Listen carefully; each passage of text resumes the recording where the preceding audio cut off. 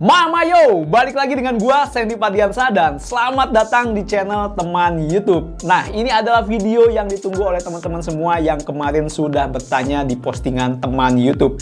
Jadi gua memang membuka daftar pertanyaan untuk teman-teman semua yang mungkin penasaran tentang sesuatu hal yang ada di YouTube. Di sini sudah ada kurang lebih masuk 16 pertanyaan. Dan tentu saja ada pertanyaan yang bersifat umum dan juga bersifat teknis. Nah, untuk yang bersifat teknis, mungkin nanti akan gue buatkan videonya tersendiri karena mungkin jawabannya cukup panjang. Oke, langsung aja kita bahas beberapa pertanyaan yang sudah masuk dari teman-teman semua. Pertanyaan yang pertama adalah bumper dulu.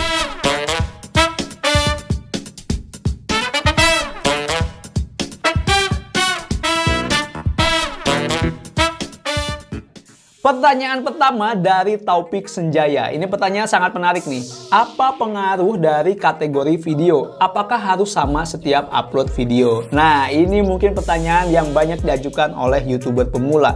Bang, emang harus ya buat konten dalam satu kategori? Jadi gini bro, di YouTube itu ada yang namanya niche. Tulisannya NICHE ya, boleh dibaca niche atau niche lah. Intinya itu adalah ceruk pasar. Kita tahu bahwa jumlah penonton YouTube di dunia itu sangat besar sekali. Nah, kita harus tentukan nih, siapa yang akan menjadi target konten-konten kita, siapa penontonnya nih. Nah, kebanyakan YouTuber pemula itu kan berpikiran ketika membuat konten akan ditonton oleh banyak orang, oleh semua orang. Padahal tidak seperti itu. Jadi kita harus tahu nih, konten kita ini untuk target penonton siapa. Nah, ketika kita sudah tahu target penonton kita siapa, maka kita akan lebih fokus nih membuat konten-konten yang memang mereka butuhkan. Gini deh, biar nggak abstrak ya. Misalnya teman-teman ingin membuat konten tentang memasak dan ditujukan kepada misalnya ibu-ibu yang memasak di rumah. Otomatis teman-teman akan membuat konten memasak di rumah dengan mungkin resep atau mungkin dengan bahan-bahan yang ada di rumah. Sehingga jelas nih targetnya adalah ibu-ibu yang masak di rumah. Maka teman-teman juga membuat konten untuk target penonton tersebut. Nah, inilah pentingnya kategori video untuk menyasar niche atau target penonton ini. Ketika teman-teman nggak fokus membuat video dalam satu kategori tertentu, maka nanti penonton akan bingung. Misalnya dia nonton satu video teman-teman. Oke, ini tentang masak nih di rumah. Begitu video kedua, ternyata teman-teman membuat misalnya konten memancing. Nah, si ibu-ibu ini yang tadi mau subscribe, dia bingung. Loh, ini channelnya tentang memasak atau tentang memancing? Nah, makanya di awal-awal, gue bilangin di awal-awal ya, sebuah channel baru itu lebih baik fokus dalam satu kategori tema tertentu. Agar nanti target penontonnya juga jelas. Sehingga tentu saja channel YouTube-nya akan lebih mudah berkembang. Ya, sampai sini mudah-mudahan terjawab nih pertanyaan dari Taufik Senjaya. Pertanyaan kedua dari Sapier Channel. Cara agar channel YouTube berkembang dengan bagus. Ini adalah pertanyaan yang mewakili semua ya YouTuber pemula yang berharap channel YouTube-nya dapat berkembang dengan bagus, dengan baik, dan dengan cepat. Tentu saja ada banyak cara untuk mengembangkan sebuah channel YouTube dan mungkin ini adalah beberapa cara yang gue sarankan buat teman-teman semua. Yang pertama yaitu pilihlah konten yang menarik dan buat konten yang bagus. Jadi pemilihan konten itu sangat penting dalam kemajuan sebuah channel YouTube. Misalnya teman-teman memilih konten yang jarang penontonnya, otomatis yang menonton pun akan jarang dan channel YouTube-nya berkembangnya mungkin pelan-pelan. Nah, kalau misalnya teman-teman memilih kategori video yang memang sedang banyak dicari, tentu saja nanti penontonnya akan banyak dan channel YouTube-nya akan berkembang dengan cepat.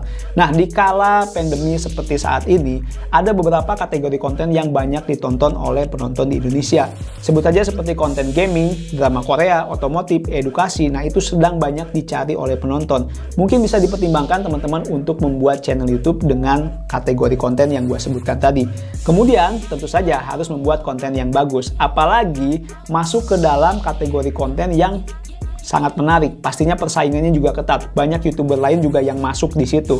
Nah, oleh karena itu kita harus membuat konten yang bagus. Malah kalau bisa kita membuat konten yang paling bagus, yang paling baik di antara YouTuber yang lain. Sehingga konten kita akan menarik perhatian penonton. Dan tentu saja channel YouTube-nya dapat berkembang lebih cepat lagi.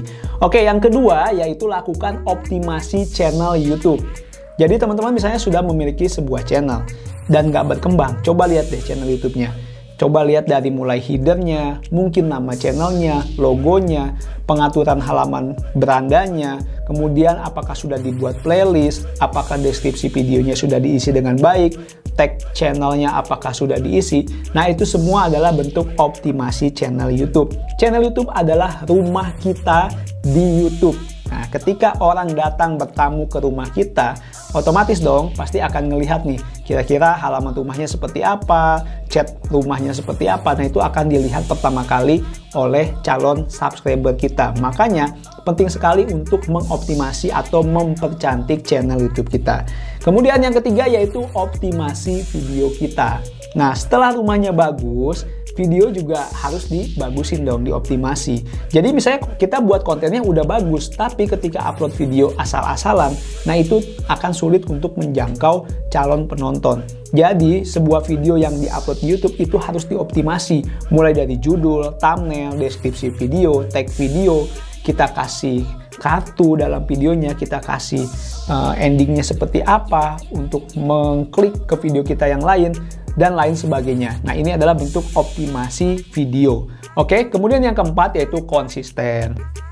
Ini mungkin sebuah kata sifat, tapi juga penting untuk kita kerjakan, yaitu konsistensi. Jadi kalau teman-teman berpikir jadi YouTuber hanya sebulan 2 bulan, kemudian akan sukses, akan kaya, hilangkan pikiran itu. Kita realistis aja, buat target 3 bulan atau 6 bulan channel YouTube-nya bisa dimonetisasi. Itu adalah target yang realistis. Teman-teman konsisten, mau upload seminggu sekali, seminggu 2 kali, lebih cepat, lebih baik gitu kan. Tergantung dari kemampuan kita membuat sebuah konten. Itu konsisten dari segi jadwal. Kita juga harus konsisten dari segi niche atau tema atau kategori video yang kita buat. Jangan loncat-loncat dulu. Hari ini buat konten mancing, besok konten memasak, besoknya konten gaming. Ini adalah tidak konsisten. Makanya kita harus konsisten dalam satu kategori video terlebih dahulu. Oke, itu dia tipsnya ya, bagaimana sebuah channel YouTube dapat berkembang dengan cepat, dengan bagus. Pertanyaan berikutnya yang ketiga dari Samyadi Parlan. Copyright game biar aman dan bisa dimonetisasi bagaimana? Game dari download apakah legal?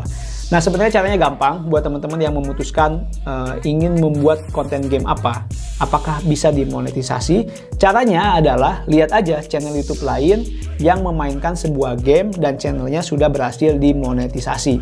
Artinya, ketika sebuah channel yang bermain game tersebut sudah berhasil dimonetisasi, itu berarti nggak ada masalah dengan copyright gamenya. Oke, jadi itu salah satu cara ya, cara awal yang bisa kita lakukan. Ya udah, lihat aja channel YouTube lain, kita tiru bermain game yang sama. Nah, tapi di sini tetap harus lebih hati-hati. Ketika kita memutuskan untuk memainkan game tersebut, kita harus searching dulu, kita harus pastikan dulu bahwa tidak ada ketentuan atau bunyi pernyataan dari game tersebut bahwa video gamenya tidak boleh dijadikan konten. Nah, itu juga harus kita baca secara teliti. Ya, kita bisa googling terlebih dahulu ya. Terutama mungkin game-game yang masih sedikit asing dimainkan oleh para YouTuber gaming. Nah, kemudian yang kedua, di sini gue akan bacakan nih. Sebenarnya dari YouTube sendiri sudah memberi rambu-rambu tentang bagaimana sebuah game bisa dimonetisasi. Nah, di sini dijelaskan, konten video game dapat dimonetisasi jika komentar langkah demi langkah dikaitkan dengan sangat ketat ke tindakan langsung yang ditampilkan dan memberikan nilai yang instruksional atau mendidik. Video yang hanya menunjukkan pengguna yang memainkan video game atau penggunaan software dalam waktu lama tidak akan disetujui untuk dimonetisasi. Nah, ini juga sebuah peringatan dari YouTube. Intinya gini, teman-teman buat konten game, cobalah dalam konten game tersebut, teman-teman memberikan misalnya tips and trick, memberikan komentar, sehingga itu tidak hanya video gameplay saja, tapi juga ada sentuhan dari si konten kreatornya. Maksudnya seperti itu ya, dari peringatan YouTube ini. Nah, oke, kita lanjut nih, karena pertanyaan keempat juga masih berhubungan dengan copyright game. Oke, konten game dapat menampilkan tanpa menampilkan wajah dan suara, apakah bisa monetisasi? Kemudian dari function play juga hampir sama ya, saran jadi YouTuber gaming tanpa wajah. Nah, karena pertanyaan ini berkaitan dengan pertanyaan nomor 3 tadi, apakah konten gaming itu bisa dimonetisasi? Jawabannya bisa, bahkan yang tanpa wajah, tanpa suara pun bisa. Kenapa gue jawab seperti itu? Karena kebetulan gue punya temen ya, yang buat channel gaming, yaitu channel Ganas, nanti bisa dicek kalau teman-teman semua. Dia itu bermain game Growtopia, dan setelah gua cek ya bisa juga dimonetisasi, padahal dia tidak memberikan suara dan juga tidak menampilkan wajah dalam gameplay tersebut. Artinya bisa, tapi tetap kita harus berhati-hati. Alangkah baiknya memang tetap kita memberikan sentuhan dalam video gameplay yang kita jadikan konten. Pertanyaan kelima dari JP Just Play. Nah, ini sangat menarik pertanyaannya, kita bacakan, yaitu cara mendapatkan view yang banyak dari channel yang baru dibuat. Ini adalah pertanyaan favorit dari YouTuber pemula. Baru buat channel, baru upload beberapa video, berharap mendapatkan view yang sangat banyak, mendapatkan penonton yang sangat besar. Nah, nggak ada cara lain yang bisa kita lakukan selain yang namanya promosi, ya kan? Yang pertama, promosikan konten terbaru kita di media sosial kita, baik itu di Facebook, di Instagram, di Twitter, dan lain sebagainya. Kemudian kita share video kita ke grup WhatsApp, ke grup Telegram, kita langsung kirim pesan ke saudara-saudara kita, ke teman-teman kita. Ini adalah bentuk promosi. Kalau teman-teman cukup terkenal di lingkungannya, biasanya dapat nih 200-300 subscriber baru, itu biasanya langsung dapat. Karena memang nggak mungkin ya teman-teman terdekat kita nggak mendukung, ya kan? Pastinya akan mensubscribe, walaupun mungkin ya nonton videonya semenit 2 menit, biasanya mereka akan mensubscribe. Nah, ini adalah cara promosi yang paling efektif di media sosial dan ke orang-orang yang kita kenal. Kemudian promosi yang kedua yaitu promosi ke YouTube. Promosi ke YouTube, iya. Melalui apa? Melalui CEO. Jadi gini, penonton atau calon penonton itu kan direkomendasikan oleh YouTube. Nah, kita sebagai content creator atau YouTuber, tugasnya adalah mengenalkan video kita ke YouTube. Nah, sehingga nanti YouTube akan mempromosikan video kita kepada calon penonton yang mencari topik atau tema sesuai dengan konten kita. Nah, banyak orang pengen loncat nih, dari upload video langsung dapat penonton yang banyak. Mereka kadang melupakan bahwa di tengah-tengah itu ada YouTube, ada algoritma, ada pihak YouTube. Nah, oleh karena itu kita harus mengoptimalkan yang namanya SEO, atau bahasa gampangnya mengoptimalkan kata kunci. Mulai dari judul, thumbnail video, deskripsi, tag video, ini semua kita optimalkan sehingga YouTube mengenali video-video kita, mengenali channel YouTube kita, dan merekomendasikannya kepada sebanyak-banyaknya calon penonton. Nah, kemudian cara yang ketiga adalah komen di video orang lain yang sejenis. Misalnya teman-teman membahas tentang mancing, kemudian sudah membuat konten, sudah mengupload, bolehlah ya kan komen di video yang channel YouTube-nya sudah besar. Ayo teman-teman yang berminat untuk melihat misalnya mancing di sungai dapat ikan besar, tonton ya video gua, kemudian kita kasih linknya.